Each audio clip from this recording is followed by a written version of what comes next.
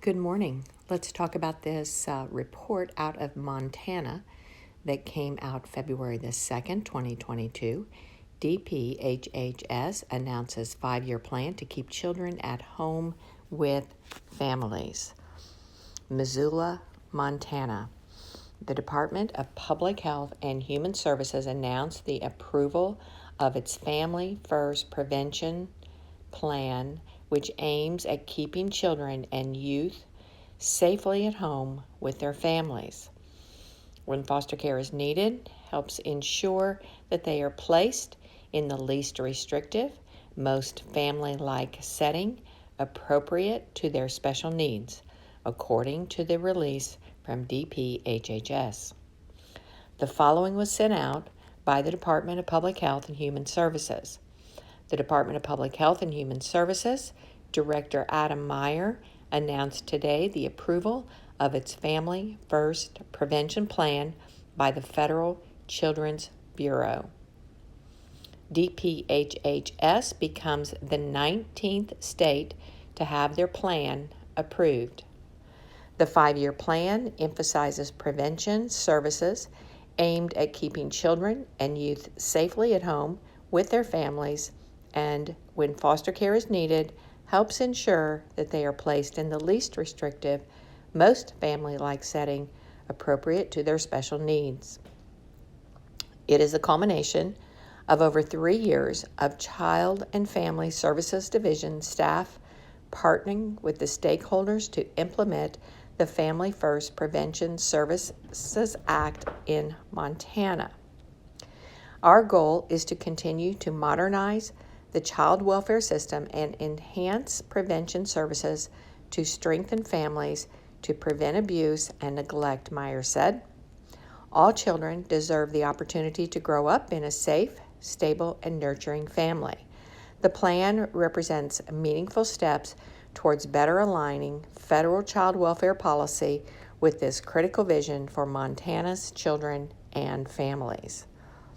Meyer said, the Family First Prevention Services Act allows states to shift the use of federal funds to pay for prevention services to keep children safely with families out of the foster care.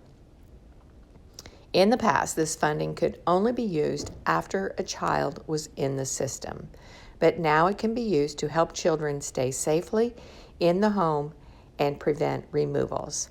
The FFSPA creates the opportunity for states to access federal reimbursement at 50% for evidence-based services to prevent removals.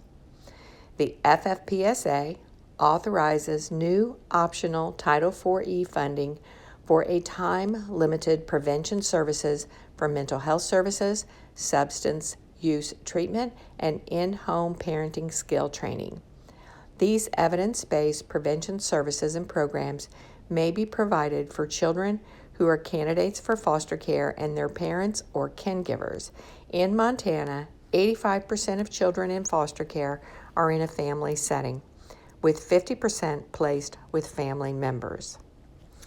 It also seeks to improve the well-being of children already in foster care by incentivizing states to reduce placement of children in congregate care, an area Montana has worked to address. Only 11% of children are served in congregate care setting during their time in foster care. Of that number, nearly 40% are served in therapeutic group homes. We have been successful in maintaining a low number of children in these specific settings, Meyer said. Meyer said DPHHS has simultaneously been working on other required elements of the plan to engage families, train staff, and develop the Kinship Navigator program, and is starting to experience positive results. Since 2018, the number of children in care has steadily decreased by nearly 1,000. A total of 4,033 children were in care in October 2018, and as of January 31st, 2022, there were 3,021 children in care. Montana's plan focuses on utilizing well-supported, evidence-based models for the prevention services it can offer for families.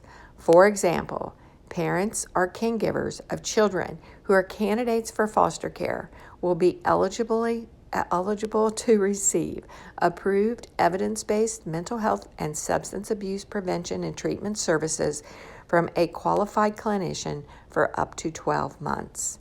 In addition, at risk, families will be eligible to receive services from approved evidence-based in-home parent skill-based programs.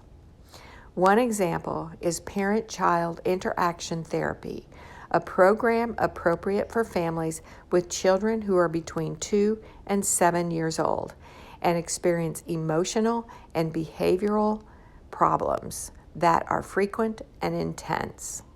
The SFY 2020, 60% of children in foster care were under age 7.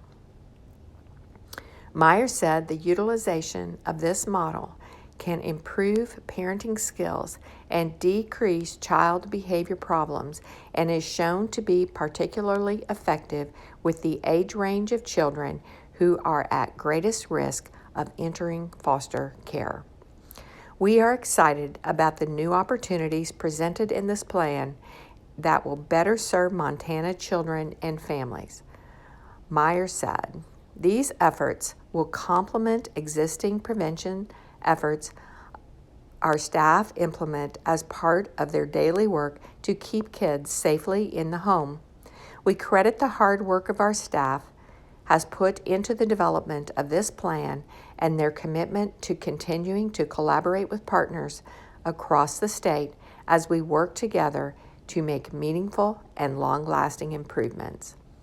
Creation of the plan involved many stakeholders, including former and current foster youth, foster families, child welfare providers, tribal governments, local lawmakers, state officials, and other community partners.